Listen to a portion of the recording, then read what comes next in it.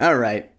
Newest episode of The Acolyte just dropped. The 4th episode, that is, so now this is my video covering episodes 3 and 4 of The Acolyte, since I'm talking about this show 2 episodes at a time. And that is a spoiler warning. If you have not watched the last 2 episodes of The Acolyte and you're planning on it, I'd advise not to watch this video. If you have watched them or you don't care, then yeah, stick around. You know how it is. Alright, now that that's out of the way, let's get to work. So let's start off with episode 3, because man, did that episode take the world by storm last week. Yeah, I felt that tremor in the force as if millions of voices suddenly cried out in terror.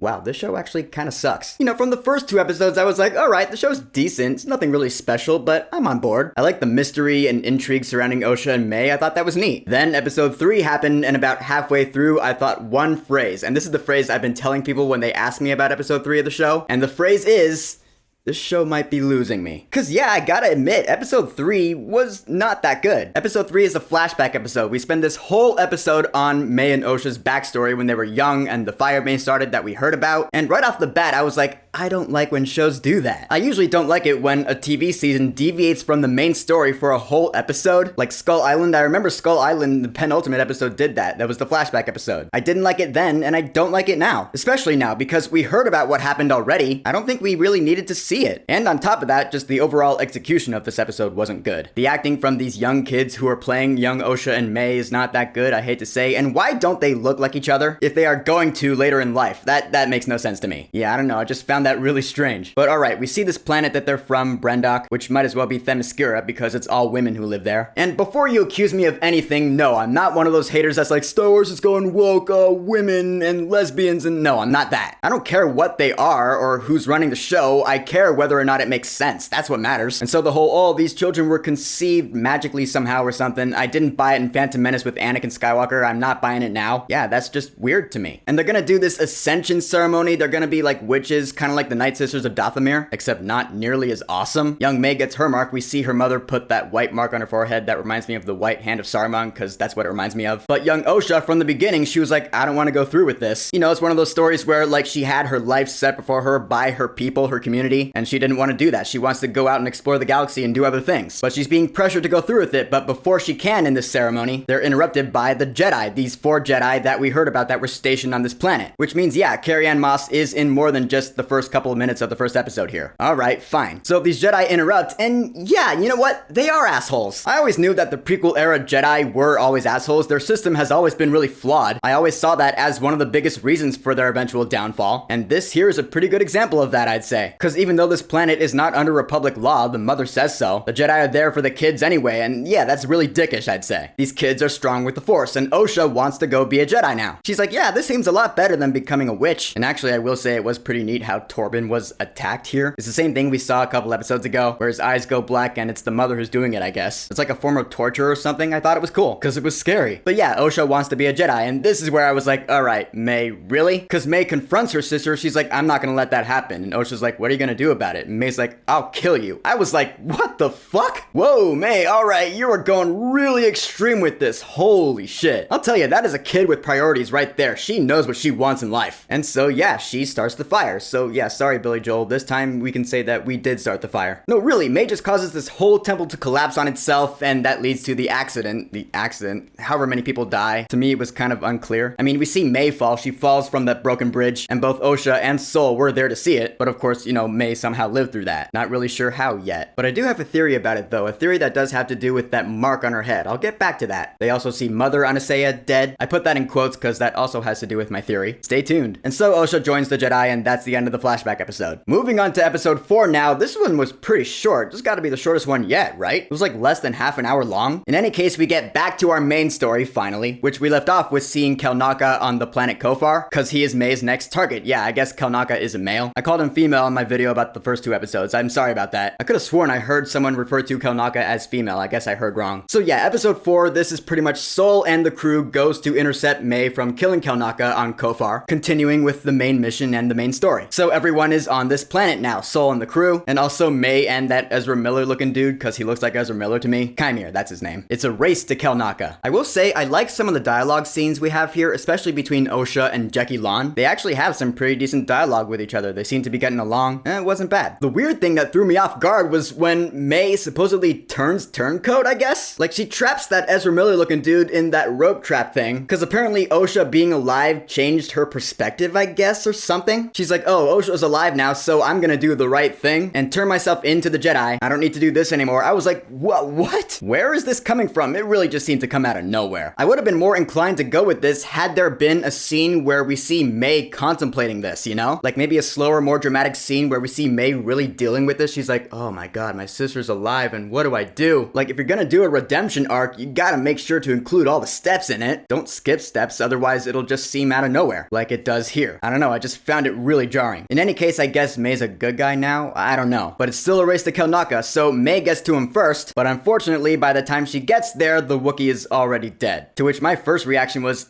oh shit, her master is there. So this situation's gonna escalate quickly, that should be cool. But then I was like, oh, well, that kinda sucks. I'm disappointed by that. So much for seeing a Wookiee Jedi in action. Yeah, now he's dead.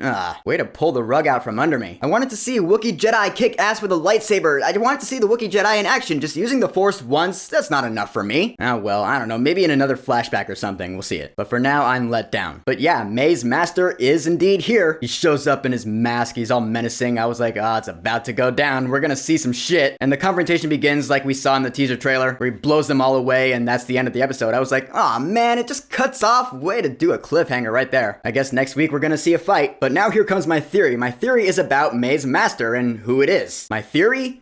I think it might be Mother Anastasia. For a couple of reasons. One, the character's on the main poster. I kinda doubt that she'd be on the main poster if she were only in one episode out of 8. Yeah, I'm sure she's gonna pop up again. But also that would make sense with May's original mission, killing the Jedi who were there on her home planet without a weapon. I don't know, it just makes sense to me. I could be wrong, it is just a theory, but that's my theory. But in the end, episodes 3 and 4 of The Acolyte, yeah, the show is kinda declining for me. Episode 3 is my least favorite episode yet. Episode 4 got better. Still not super blown away by any of this season so far. But we are at the halfway point, so here's hoping it picks up now. Like I said, we're probably gonna see some shit next week. Unless the next episode ends up being another flashback or something. That would really bum me out. I don't know.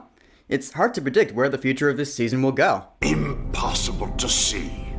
The future is. As the journey continues. So The Acolyte, Episode 3, Destiny, and Episode 4, Day. Have you watched them yet? What are your thoughts on them? And what are your thoughts on my theory? Do you have any theories? Whatever you think, go ahead and leave a comment.